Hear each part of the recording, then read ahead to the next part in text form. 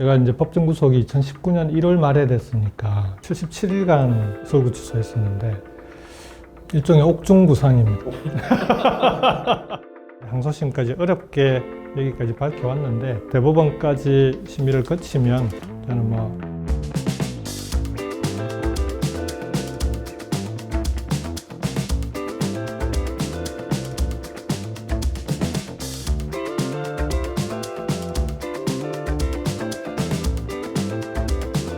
수도권 중심의 이 성장, 발전 이런 흐름은 대한민국을 소멸시키는 수도권의 과밀, 그 다음에 지방의 소멸, 이 흐름을 막지 못하면 대한민국은 침몰한다.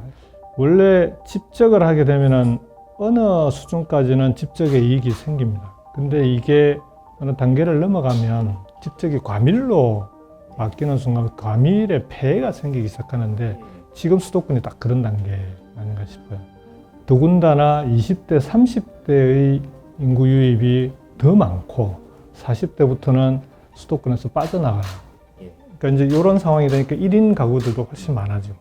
젊은 사람들이 들어오니까. 그렇죠. 그러니까 이 부동산에 대한 요구가 훨씬 높아지는데 그건 감당하기 어렵고, 거꾸로 비수도권 지역은 부동산이 경남 같은 경우에는 미분양 아파트가 핵심 과제. 미부장이 그렇게 많아요? 전국의 4분의 1이 경남에 있습니다. 청년들이 빠져나가는데 그 지역이 버티겠습니까? 경남이 작년 한 해에 빠져나간 20대, 30대가 18,500명입니다. 지금은 가지 않으면 안 되는 절박한 이제 이 상황으로 내몰리고 있는 거거든요. 둘러봐도 자기가 가고 싶은 일자리가 별로 없고, 그 다음에 뭔가 좀 내가 해보고 싶은 걸 배우려고 하면은 지역에서는 뭘 배우기가 어려워요. 그렇지만 막상 서울에 와보니 또 사정은 또 호락호락하지 않고. 살기 힘들잖아요. 일단 물가도 비싸고 특히 주거를 구하기는 더 어렵고, 그래서 삶의 만족도가 수도권 지역이 훨씬 낮습니다. 비수도권 지역에 비해서. 그 자료에도 나와 있는데 이런 게 지금 현재 수도권과 비수도권의 전체적인 상황이다. 경남 쪽으로 사람들을 좀 유입할 만한 그런 거에 대해서는 좀 방안이 좀. 결국 일자리가 제일 중요한데요. 일자리는 크게 세 가지로 나눌 수 있습니다. 하나는 기존에 있는 일자리를 좋은 일자리로 만드는 게 하나 있습니다. 그 제조업 일자리를 좋은 일자리로 만들지 않으면 지역의 산업이 침몰할 수밖에 없는데, 그래서 이제 해외 사례나 이런 걸 보니까 제조업을 스마트화하는 게 하나의 답이 될 수 있는지를 놓고 이제 이리저리 연구를 많이 했었고요. 제가 이제 국회 산자위 2년 했잖아요. 2014년부터 2017년까지 스마트 공장 지원했던 5,000개 기업을 대상으로 전수조사를 했는데 고용이 15,000명이 늘었어요. 창원 같은 경우는 창원 국가산단이 이제 매출이 40조입니다. 경남의 1년 GDP가 110조거든요. 규모가 엄청난 거죠. 그 이제 창원 국가산단을 스마트 산단으로 바꾸고 있는데 그 스마트 산단에서만 한 해 1,000명이 늘었습니다. 그러니까 고용은 확실히 늘어난다라고 하는 게, 근데 다만 이제 초기 단계에서는 조금 주는 기업도 있고 그래요. 근데 전체적으로는 고용도 늘어나고 생산성도 높아지면서 매출도 늘어나고 이런 효과가 나타나고 있는 거죠. 두 번째가 새로운 일자리를 좋은 일자리로 많이 만들 필요가 있습니다. 이제 여기에는 창업이나 또는 로컬 크리에이터나 이런 그 젊은 친구들이 좋아하는 창업 생태계, 창업 지원 생태계를 구축하는 걸 지금 집중적으로 하고 있고요. 근데 세 번째가 사회 서비스 일자리들입니다. 그러니까 돌봄, 헬스케어, 이런 좀 사회 서비스 일자리들을 늘려나가는 이런 게 좀 필요한 거죠. 그렇게 해서 젊은 친구들이 굳이 수도권까지 가지 않더라도 지역에서 자기들이 좋아하는 또는 가고 싶어 하는 그런 일자리들을 선택해서 갈 수 있는 그런 사회를 만들어야 되는 거죠. 부산 경남은 동남권 메가시티 논의를 위해서 힘을 모으고 있습니다. 이런 행정 통합을 넘어서는 지역 균형 뉴딜의 기본적인 전제와 토대를 바탕으로 우리 동남권은 스마트 제조 혁신, 낙동강 수질 개선 등을 포함한 디지털 뉴딜과 그린 뉴딜을 시너지 효과를 낼 수 있도록 만들어 가겠습니다. 메가시티 관련돼서 행정구역을 다시 네. 통합하자는 건지 아니면 느슨하게 좀 연대를 하자는 건지 이게 좀 개념적으로 좀 어떻게 이해? 메가시티와 행정통합은 좀 다릅니다. 저는 행정통합은 좀 시간이 걸릴 거다라고 봤고요.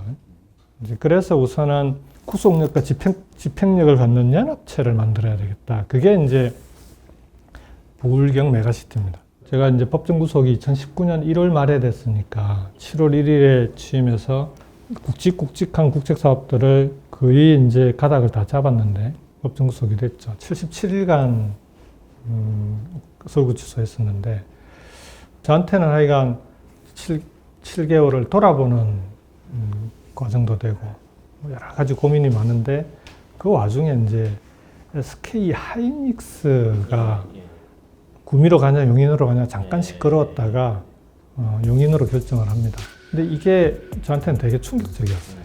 뭐 스타트업부터 새로운 산업들은 수도권 아니면 안 되게 돼 있는 이런 구조에서는 경남 도정을 열심히 한다고 경남도가 살아날 수 있을까? 이제 이런 고민을 하게 된 거죠.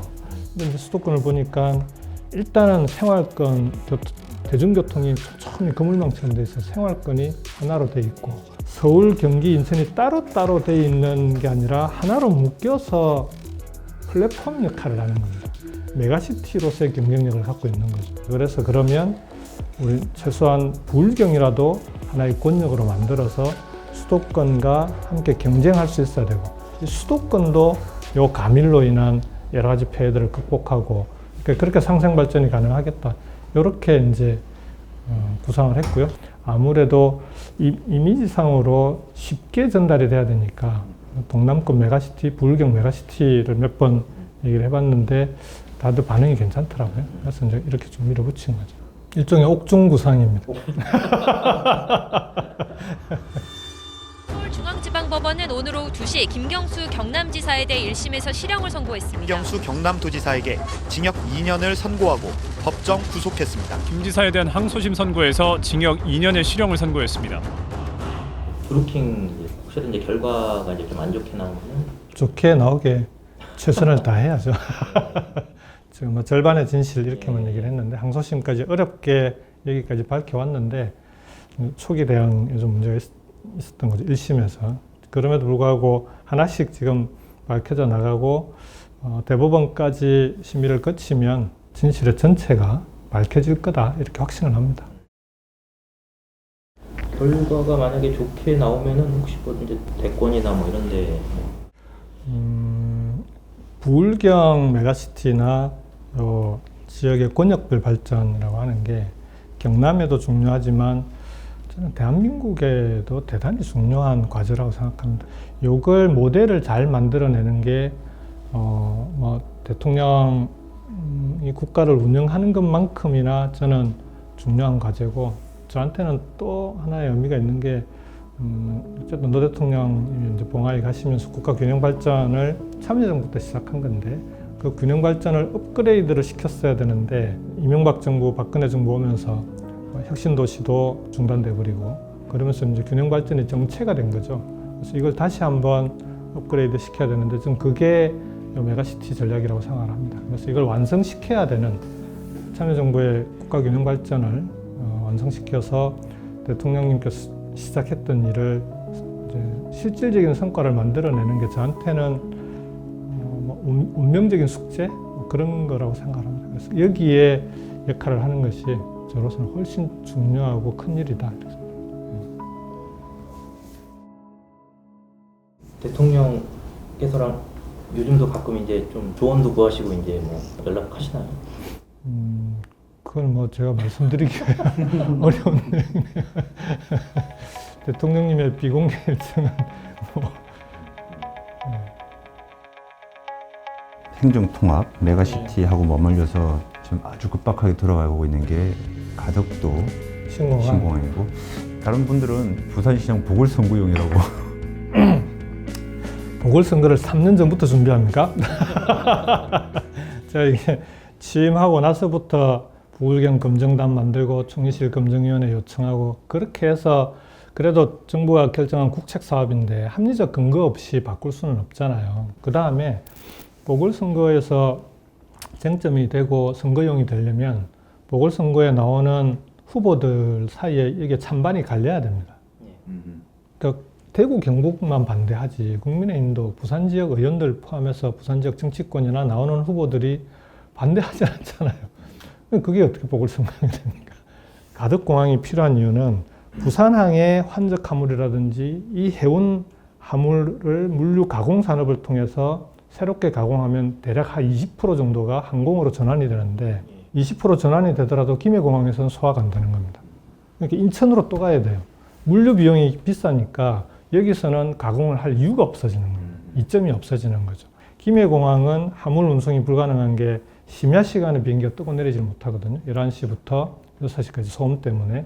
가덕공항은 24시간 운행 가능합니다. 그래서 부울경 쪽에서 가덕공항 얘기할 때마다 24시간 운영 가능한 공항 얘기를 꼭 하는 이유가 부산, 부울경 지역의 경제계가 필요로 하는 거예요.